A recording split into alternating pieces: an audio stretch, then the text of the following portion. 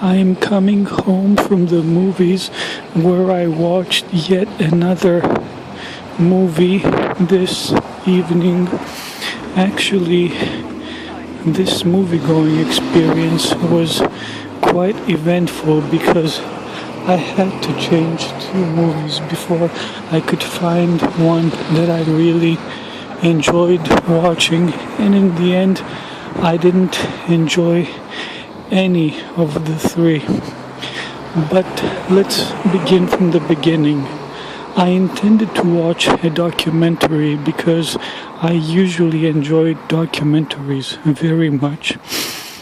This year especially, I enjoyed the one about Ruth Bader Ginsburg. In fact, I enjoyed both the documentary about her life and also I enjoyed the fictional movie about her life. And does anyone else have the impression that her husband may have been a closeted homosexual? Maybe that's the reason he's portrayed in the movie by Armie Hammer, who I believe is himself a closeted or not so closeted, I'd have to do some research on the matter, homosexual. But anyway, I do enjoy documentaries, so whenever I see one coming out, I dash to watch it. This was the case today, where I saw that this promising documentary called something like Hesburgh, something. I've even forgotten it because the experience was so distasteful. Let's call it distasteful. And why? Initially, I was very intrigued when I walked into the movie theater. The movie had already begun, but what caught my attention immediately, but thought that I might be able to overcome, was that the volume was very loud. And again, I have to express a little complaint to the people at the movie theater that I sometimes go to, which is the AMC movie theater in Boston, the most central one in Boston Common. I have multiple complaints, some of which have been addressed by the staff. But anyway, today's complaint was that the volume was too loud. Doesn't anyone do any quality check on the movies? Isn't there some kind of normalized measure to maintain a steady volume inside each and every theater? Well, this wasn't the case today. So what happened? I honestly did, to watch the movie and perhaps ignore even the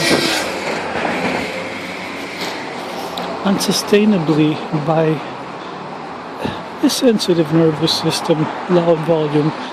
I even put on my special headphones, noise cancelling headphones that make me look somewhat like an extraterrestrial or even an astronaut.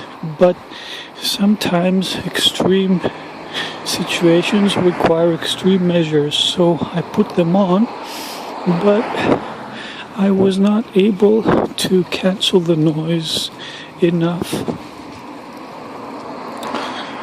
to enjoy the movie, so I left. What could I do? I don't like skipping from theater to theater, but if they can't control the conditions of the movie and make it a pleasant experience, one is forced to break AMC law once in a while. And let's not forget that these movies are very expensive, inordinately so.